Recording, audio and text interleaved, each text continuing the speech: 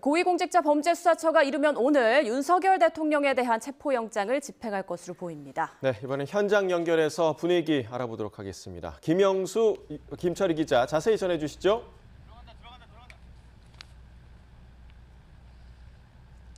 네, 고위공직자 범죄수사처에서 윤석열 대통령의 체포영장 집행 관련 소식 전해드리겠습니다.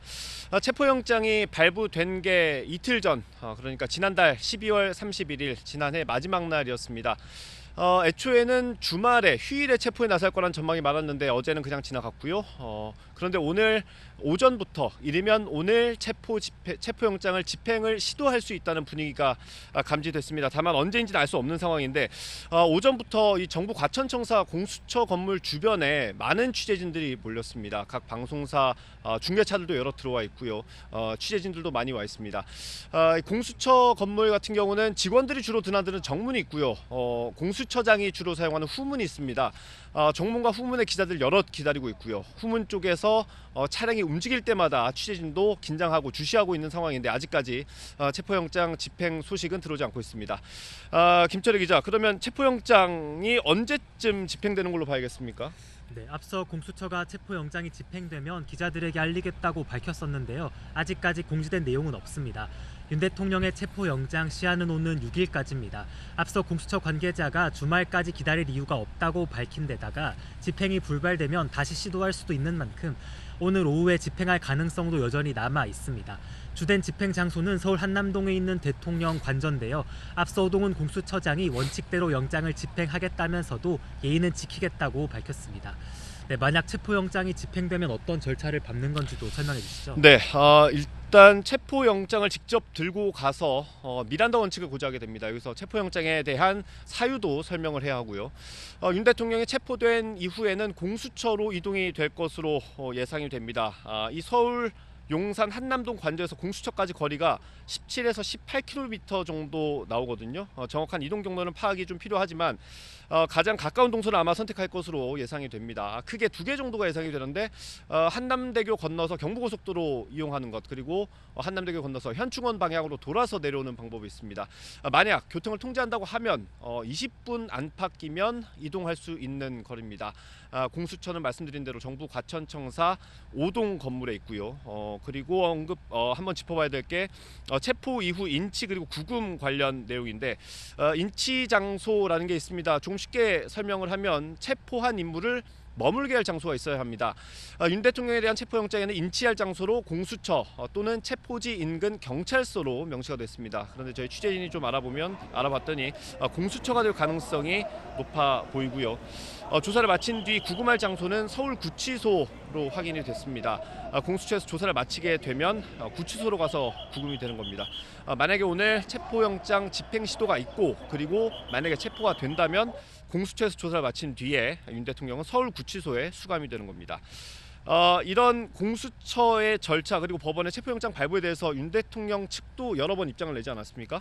네, 그렇습니다. 윤 대통령을 변호하는 윤갑근 변호사가 오늘 아침에도 YTN 취재진과 통화를 했는데요. 영장 자체가 무효란 입장을 전했습니다. 헌법재판소에 가처분 등을 제기한 상태에선 경호법상 권한이 적법하게 행사될 거라고도 답했습니다. 경호처를 통해서 영장 집행을 막겠다는 뜻을 시사한 것으로 보이는데 체포 과정에 경찰 기동대가 나서는 것은 위법이라는 주장도 함께 펼쳤습니다. 네, 이렇게 경호처나 관저 앞 시위대 또 물리적 충돌 가능성도 있어 보이는데요. 네. 윤석열 대통령 아시는 것처럼 아직 현직 대통령 신분입니다. 탄핵 소추안이 통과되긴 했지만 대통령 신분을 유지하는 거고요. 그렇기 때문에 경호처의 경호를 받고 있습니다. 공조본과 경호처가 충돌할 수 있는 사상 초유의 일이 발생할 수도 있는 상황인데요. 그래서 공조본은 앞서 경호처에 경고하는 공문을 보냈습니다. 지금 보여드리는 화면은 바로 관저 앞에 있는 도로의 모습입니다. 여기 윤석열 대통령을 지지하는 지지자분들이 이렇게 모여서 탄핵 반대 그리고 체포영장 집행에 반대하는 집회를 열고 있습니다.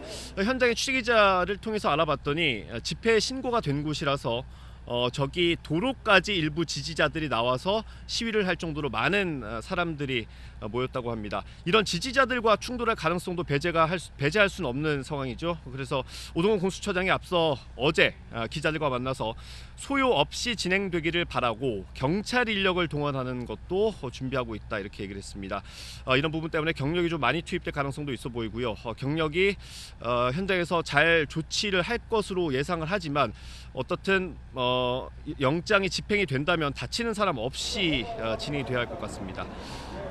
네, 지금도 한남동 관저 앞 모습이 나오고 있는 것 같은데요. 조금 더 살펴볼까요? 예, 지금 보시는 것처럼 이 육교 아래로 많은 지지자분들이 모여 있는 모습 볼 수 있습니다. 태극기를 흔들면서 이 음성이 제대로 전달되지는 않지만 아무래도 윤석열 대통령에 대한 탄핵을 반대하는 목소리를 내고 있을 것으로 예상이 됩니다.